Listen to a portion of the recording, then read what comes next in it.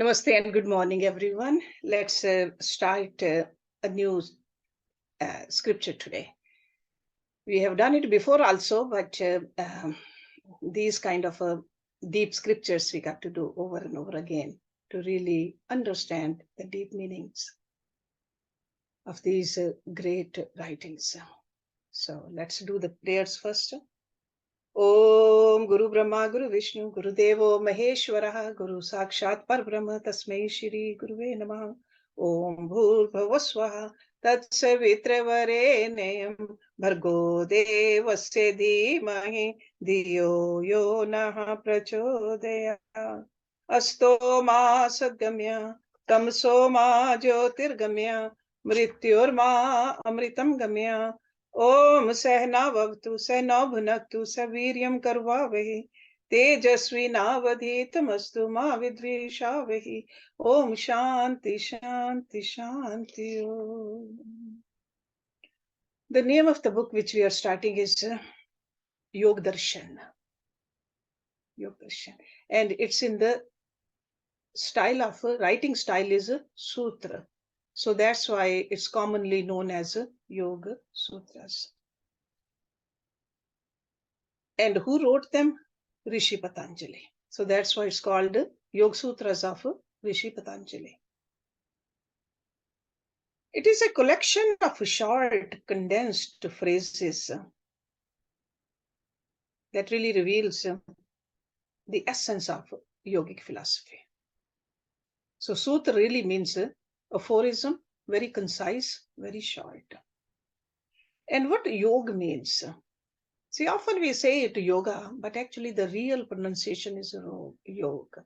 And we say sutras, but it's a sutra. Okay?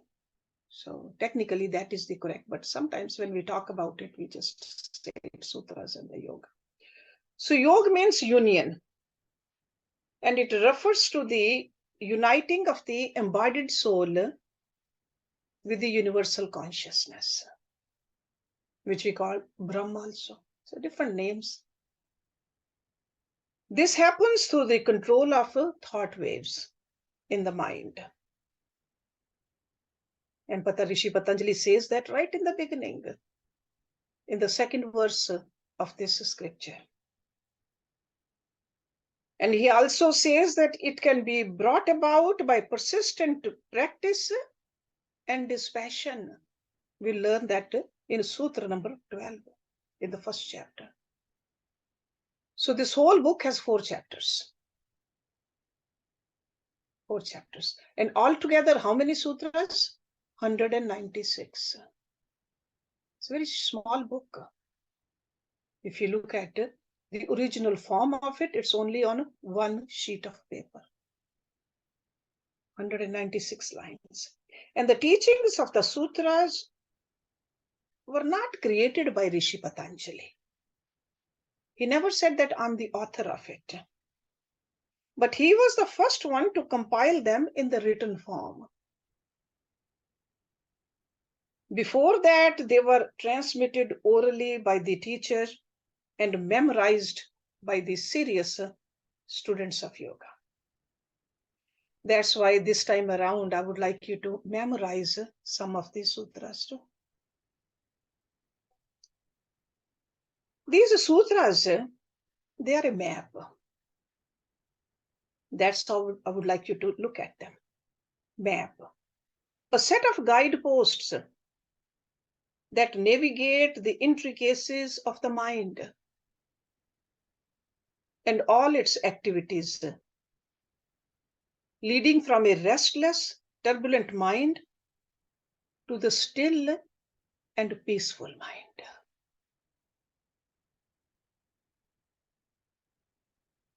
When the mind is peaceful and still, it can be transcended automatically. If it's turbulent, restless, it cannot. Like all maps, the sutras need to be interpreted accurately for them to be effective. And this map has to be used by each student to gain the experience of union. So how do you get from the map to the experience? There's an important link in this process, and the link is the teacher or the guru. The teacher builds bridges that fill in the gaps of the skeletal map which has been left by Patanjali. And the materials for the bridges are the explanations, the demonstrations, and the commentaries. Because without this extra guidance, it is extremely difficult to understand the sutras. Because they are very concise, very condensed. A lot of words have been taken out so that students could memorize them. Like many traditional Indian philosophies, the sutras begin at the end. The most advanced and subtle aspects of yoga are presented first. That's why the very first chapter is called Samadhi Pad. You all know that. Samadhi is the goal. So Samadhi Pad, Pad means the portion, the chapter. So Samadhi Pad is the first chapter. But then in the second chapter, the Sadhana Pad, that means the practice, Patanjali moves to the middle, where he explains these practices which are known as Kriya Yoga, or the yogic practice which is known as Ashtanga Yoga also is mentioned in there, in the second chapter. So Samadhi Pad and Sadhana Pad. For those in whom the passion for worldly experiences has been quelled, the practices described in Samadhi Pad lead directly to Samadhi. So that means some people can sit and go into Samadhi right away. But majority of us got to do the practices. So Vibhuti Pad is the third chapter. That's how we prepare our mind also. So not just the body, but the mind also. And the last chapter, Kaivalya Pad, details the processes leading to final liberation. That is a result of asampargyat samadhi. So you can see that Yoga Sutras are not prescribed in the linear way that is familiar to most of us. It is almost like a spiraling logic of the sutras. That's why it requires several readings before the whole picture is formed in our mind. Yogic philosophy is not simply an intellectual exercise. Remember that. When the concepts and the practices introduced in the sutras are brought into daily life, only then we see the profound effect. Because right now, the ignorance of our true nature is the source of our suffering. And when the ignorance is removed, the right understanding, the suffering is reduced and finally eliminated. So the practices and the philosophy of yoga are designed to dispel this primal ignorance that rules the mind. In Sanskrit, we'll see that it's called avidya, the ignorance. What is mind? Mind is a collection of thoughts. So long as thoughts exist, the mind exists. And when the thoughts stop, the mind dissolves. And Patanjali described this state as asampargyat samadhi. This is a state of superconsciousness beyond all knowledge.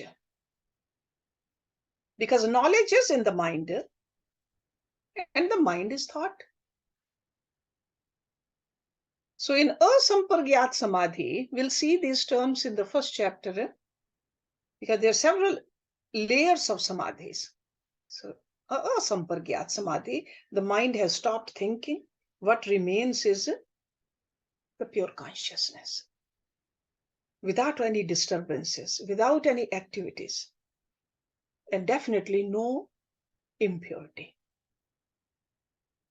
This cannot be understood by the mind. Because if we try to understand it with our regular mind cannot understand it. Because it is a state beyond mind. And it is the goal of all the yogic practitioners. Or you can say that it is a goal of our life as a human being. The truths addressed in the Yoga Sutras transcend all duality, including all differences in race, culture, or gender. So that means this philosophy or this truth is for all of us.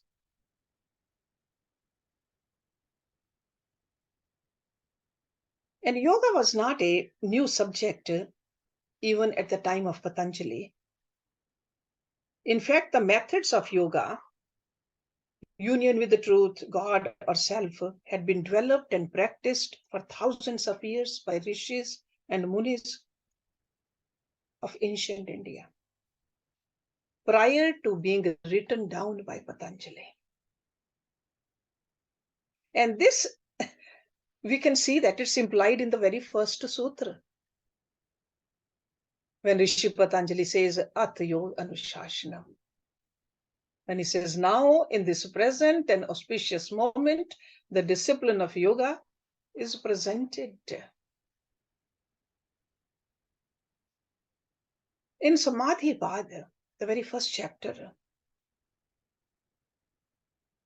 Patanjali outlines the whole yoga system by saying in Sutra 2, Yoga Chittavritti Nirodha.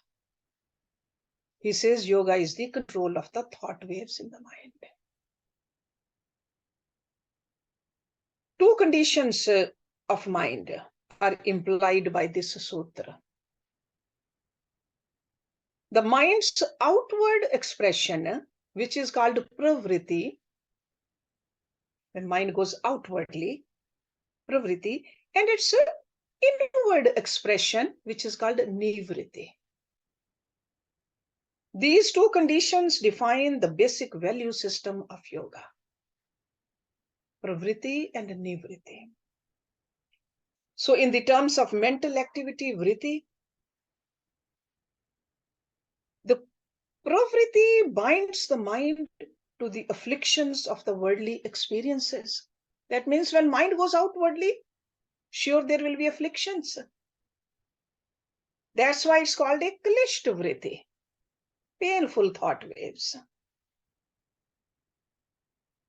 Or it's also called vyuthan sanskar. See, these are the terms we'll see in the sutras.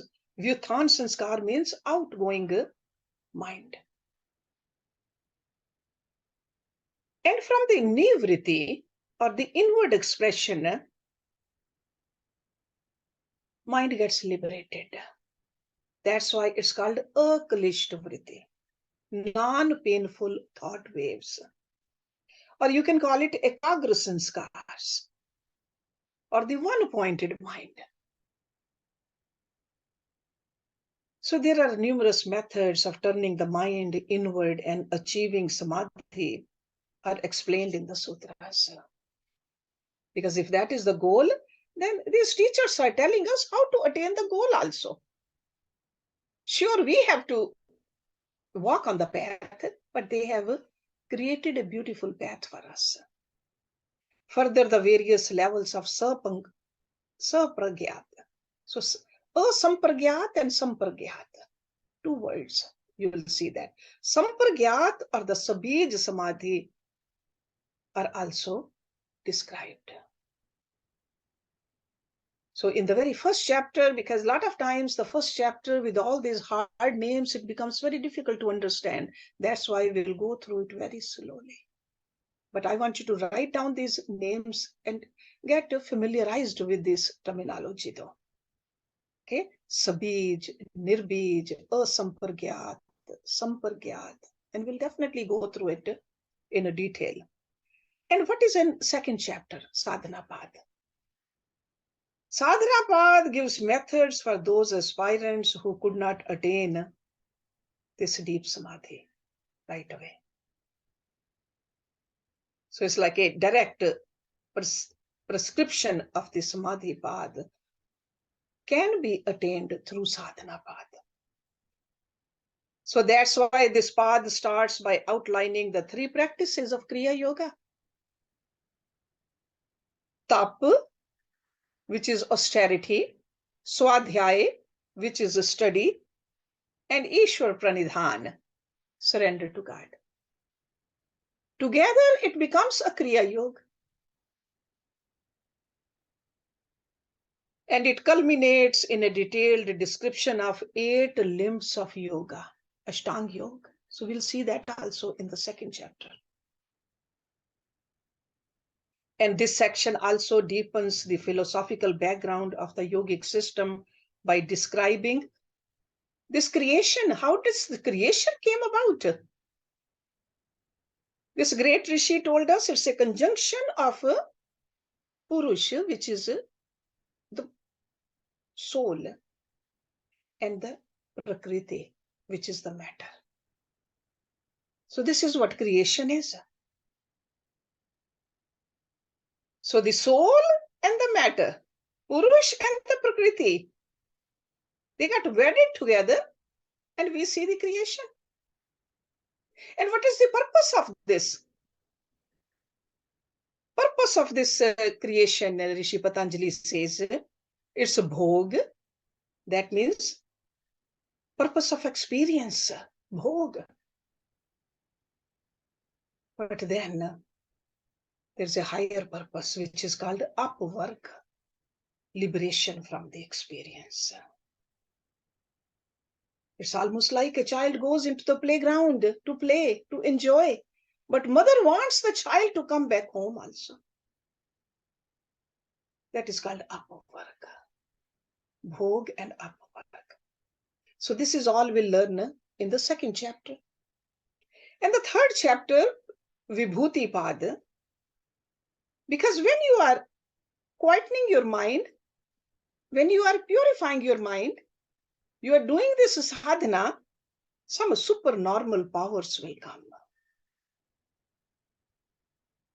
Those are the result and the side effect of the practice of yoga.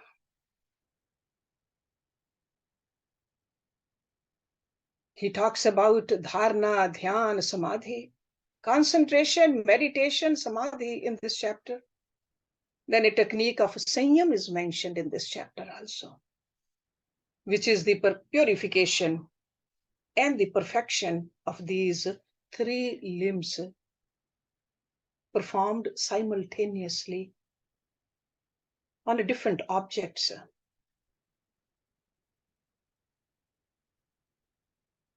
So the implication is that the unraveling of limited perceptions by piercing to the essence of the phenomenal reality unlocks the unlimited knowledge and fantastic abilities of the yogi. That is mentioned in this chapter. But at the same time, in Vibhuti Pad, there is a warning against the possible entrapment by these powers. Because some of these powers are, you'll be able to hear for, see for, you'll be able to read somebody's mind. You'll be able to create like God does. So when we get attached to these powers, we get entrapped. So that's why Rishi Patanjali warns us that goal is the union, not the powers. Don't even smile at the powers. Keep on moving forward. Then the last chapter, Kaivalya liberation, addresses the concept of liberation. Kaivalya means perfect isolation and refers to the non-dual state that is the goal of yoga, union. Non-dual means there's no two, there's only one. That is a Kaivalya, Keval, only one. At this point, the spirit is isolated from worldly experiences and self is established in the self. We will see that in Yoga Sutras, Patanjali draws heavily from the Sankhya philosophy. Remember, there are Shat Darshan, 6 philosophies in India. And Sankhya philosophy, who's the author of it? Kapil Dev. So this terminology and the concepts describing the principle of the creation, the tattvas, they have been borrowed from the Sankhya philosophy. That's why yoga and the Sankhya philosophy, they're called twin philosophies. But one difference is there, that pure Sankhya is non-theistic. Okay? But Patanjali introduces the concept of Ishwar, God with form, which is indicated by the sacred syllable Om. This opens the path of surrender to God, Ishwar Pranidhan. We'll see that in Sutra number 23 in the first chapter. Ishwar Pranidhan. One means of attaining to yoga union with the truth, God, or the self, Ishwar Pranidhan. If creation is the expansion of the life principle out from the source, constantly evolving with new forms, then yoga is the involution of consciousness back to its source. So that's why I was saying pravritti is going outward, nivritti is going back. So evolution and involution. So in this sense, the principles of yoga are found in all religions actually. All religions. And yoga can be practiced both within and without the concept of various religious beliefs, as it is an expression of the universal truth. The Yoga Sutras are a description of the process of yoga sadhana, spiritual practice, and a map of the states of consciousness that are attained through that practice. Basically, that's what it is. And as soon as a person starts the quest to determine the truth, to understand the nature of reality, or to find eternal peace, the aspirant has started on this path. The path of yoga is to join with that reality, the reality which is the truth, reality which brings the peace. That's why often when students ask me, how do we know we are progressing or not? Are you more peaceful or not? Doesn't matter what the situations are. Inwardly, are you peaceful or not? If you are more and more peaceful, you are progressing. The study of the Yoga Sutras in conjunction with the practice of Yoga Sadhana is an effective and vital path for all of us. So going back to the first chapter, summary of Samadhipad starts with what is yoga. Yoga is Chitvritti Nirodha. Yoga is the union that occurs with the discovery of true self and the knowledge of our true nature. Yoga is the union with that which is truth for the whole universe. And that union gives peace. Yoga is a way to understand our place within creation and guides us to act without harming others. or causing pain to ourselves also. Yoga is a spiritual path, and the Yoga Sutras are map and guide. That's how we are going to study this time around. The way to progress on this path is to remove the obstacles, because on any path there are obstacles. Because obstacles on this path, they keep the mind in a state of distraction. Those distractions, they block our ever-present eternal reality. To attain this union, we don't need anything from outside. Because this is our real nature. Essentially, this is what we are. The reality, the truth is already here now.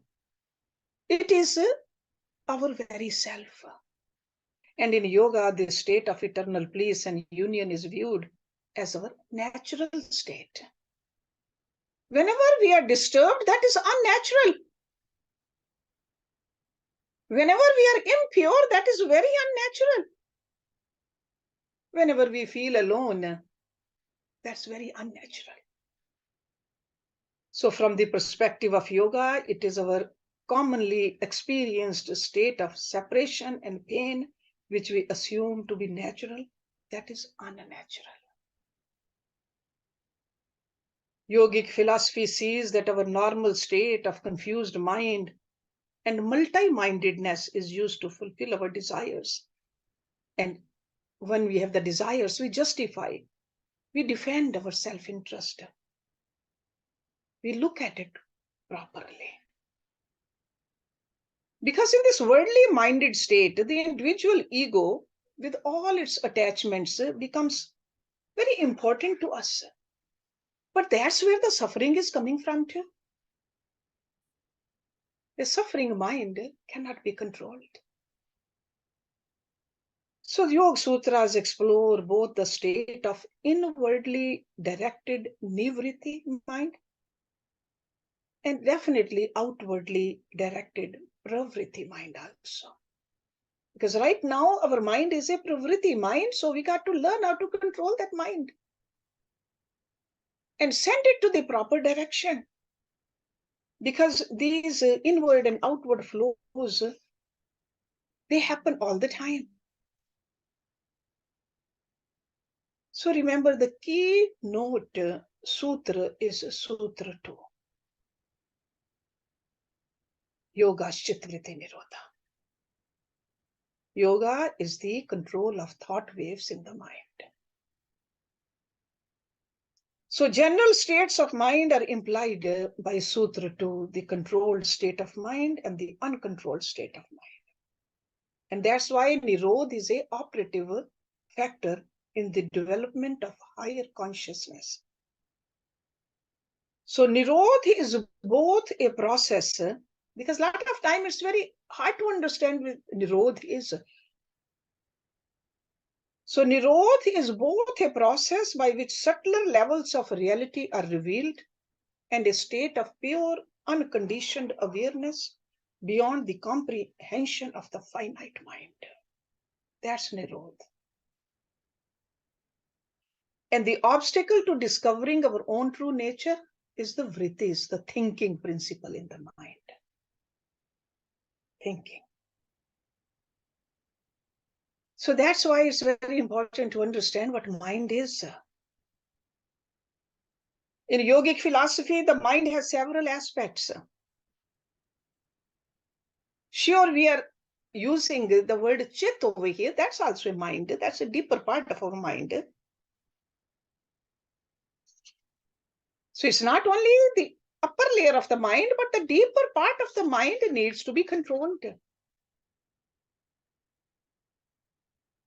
And mind is a part of the Prakriti. That is another thing we got to always remember. Prakriti, the matter. Mind is not conscious by itself. Prakriti is inert by itself. Instead, it is reflection of the consciousness in the mind that lights the mind. And in Prakriti, everything has three qualities: Sattva, Rajas, and Tamas. Sattva is the quality of purity.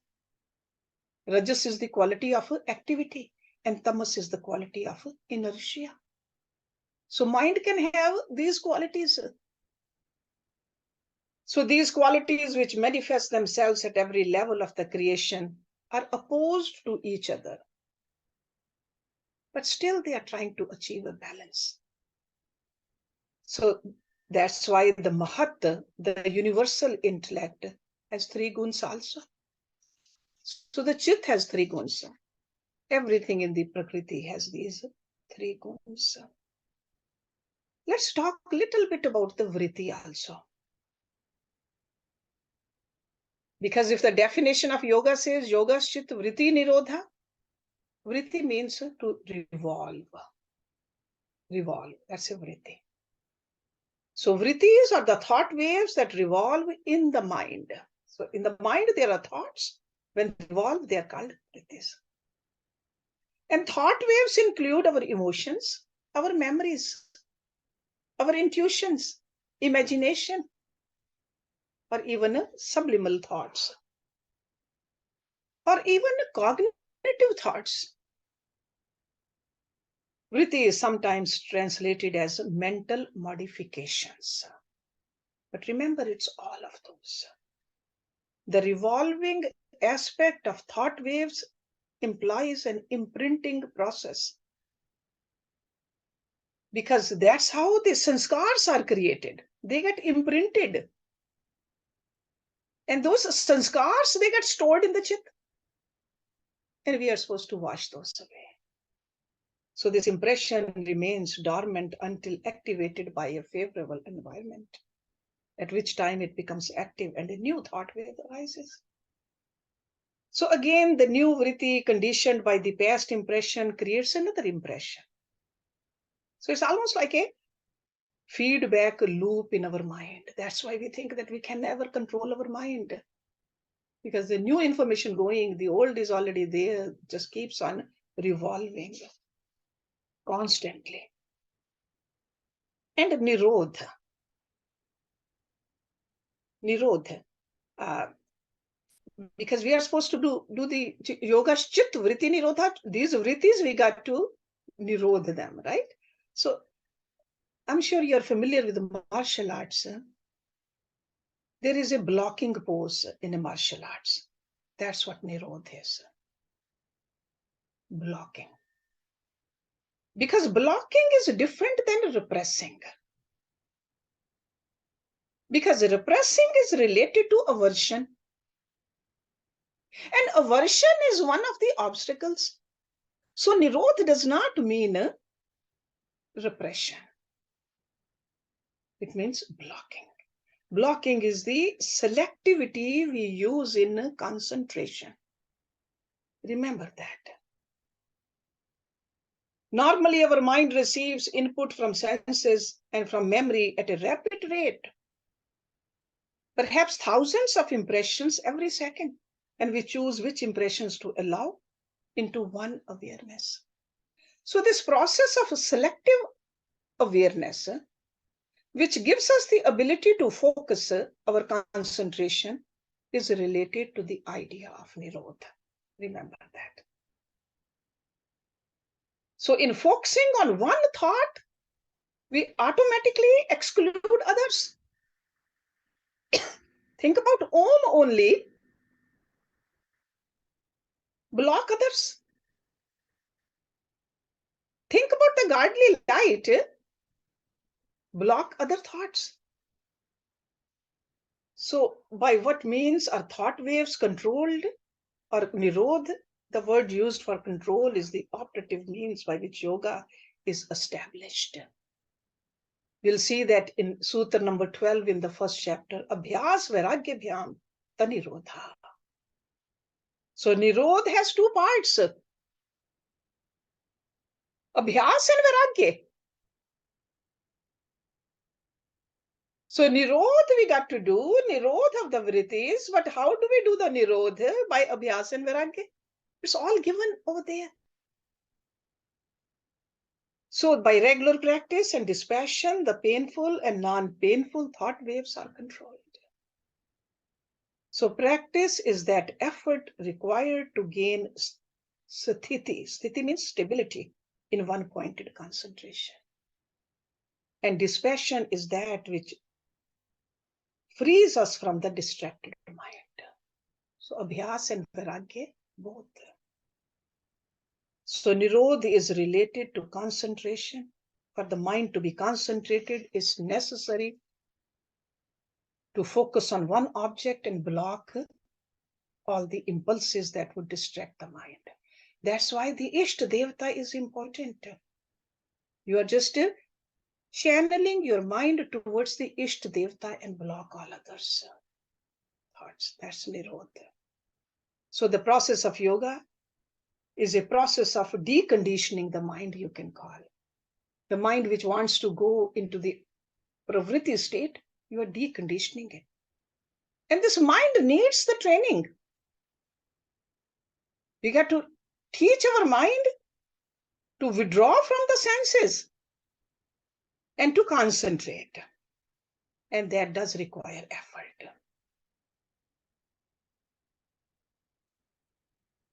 The conditions of a chitta could be mood.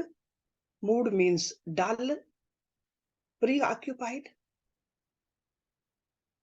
Sometimes it could be that. It could be kshipt, that is restless. It could be vikshipt, distracted. It could be ekagra, one-pointed, or it could be niruddha, restrained. So as a yoga abhyasi, we got to move towards, we don't want to have a dull and a preoccupied mind with this world. We don't want a kshipt mind, which is a restless mind. We don't even want a distracted mind.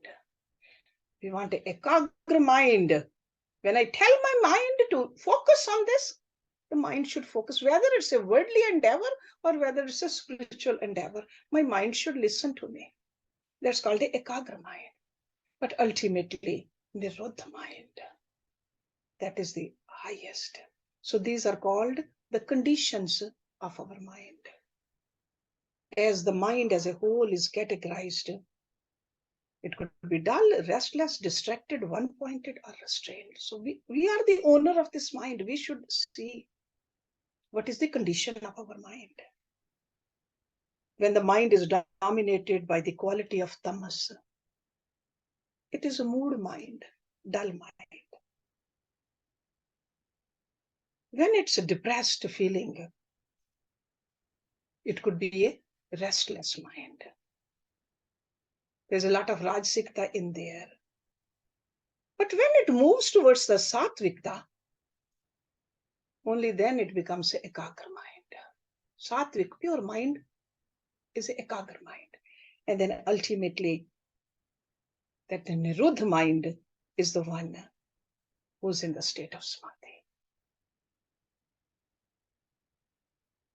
The word samadhi comes from the root word sam. Sam means perfect, complete.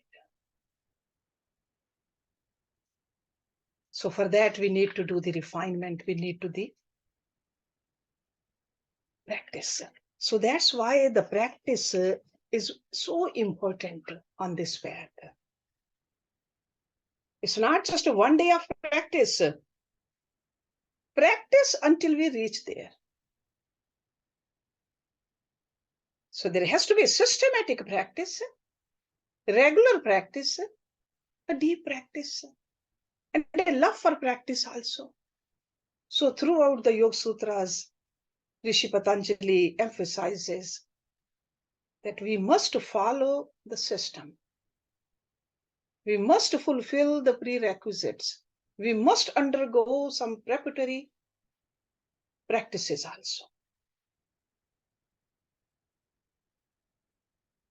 This concentration will lead to meditation. Meditation will lead to samadhi. This is like a very progressive path. He's showing it to us, and very doable also. The practices that help us will make our body healthy,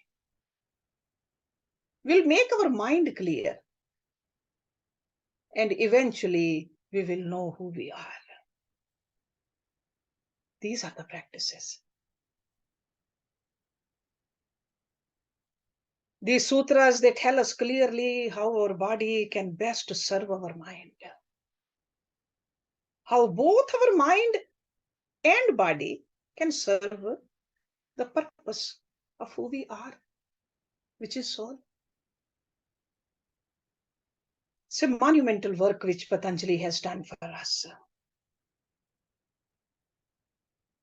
In just only 196 lines, he has given us the total map of our life. What we are, what the obstacles can be, what the practices are, and where will we reach. So from Samadhi path to Sadhana path to the Vibhuti path, and he told us the pitfalls also, and ultimately the Kaivalya path. Remember, a confused mind is not fit to follow any path. That's why this clarification is there in these sutras. If the mind is trained, disciplined, purified, one-pointed, we will be successful in all of our endeavors. On the other hand, if the mind is corrupt, we are doomed. He's very clear about it, and we can see that. So with a clear and disciplined mind, we can reach the God of our choice, he says, and even beyond. That's what he says in one of those sutras. That God of your choice, your Ish Devta, Samparyoga. That means you will have a union with that God. But with a confused, undisciplined mind, we create a hell wherever we go. This is the difference. So we'll just slowly go through these sutras. Another thing, let me tell you, because I said 196 verses. The first chapter, the Samadhi Pad, has 51 verses, 51 sutras. The second chapter has 55.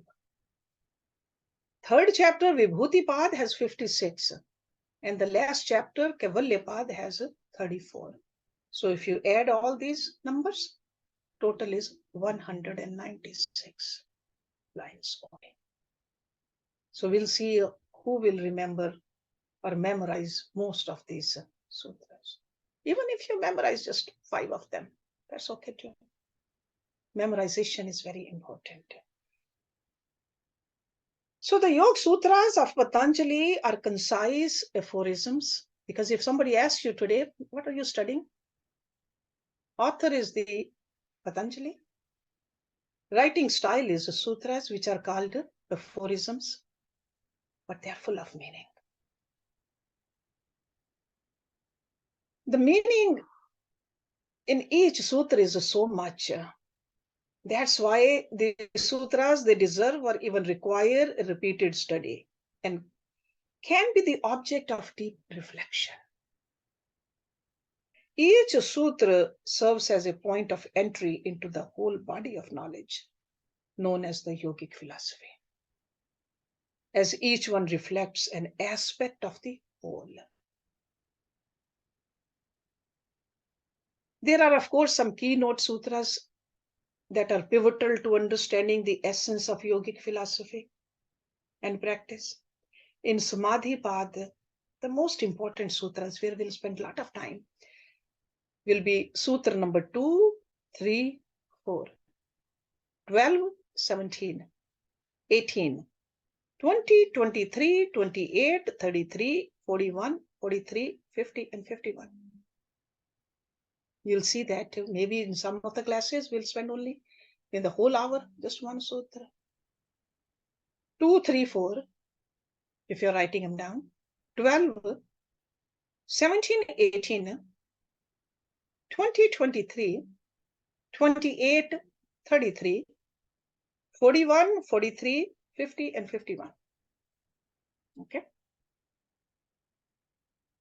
And any of these sutras can be used as the object of deep meditation. You will see that. And Yoga Sutras can also be read as a flow or progression which create another type of understanding through the linking of the different concepts. And we'll see that subject of samadhi is introduced in Sutra 17 and 18 in the first chapter. Then again it returns to 41, 44, 51. So you will see that some of these things, that's why it's very important to take notes. I don't want you to get lost or get confused when we go through these sutras. But Rishi Patanjali is showing us a very crystalline structure of a gem. Because he is showing us the different facets of that gem by going through these sutras. So this is an approach very appropriate for the Yoga Sutras as a subject matter. But remember, ultimately, practice, only then there is a possibility of real peace. Real peace comes from the experience of non-duality. Real peace. When there's a oneness in our relationships also, when there's a oneness, there's a peace. When we use the word us and the we feel peaceful. When we say you and mine, there's always a conflict. So this is what yoga teaches us.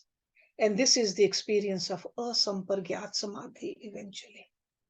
Ever-present beacon of hope in the world of confusion and suffering. Yoga brings. We'll stop it here and go through some question answers also, but let me do the ending prayer also. Om Purnamada Purnamidam Purnat Purnamudachyate Purnasya Purnamadaya Purnameva Vishishyate. Om Shanti Shanti Shanti Om. Thank you very much for coming.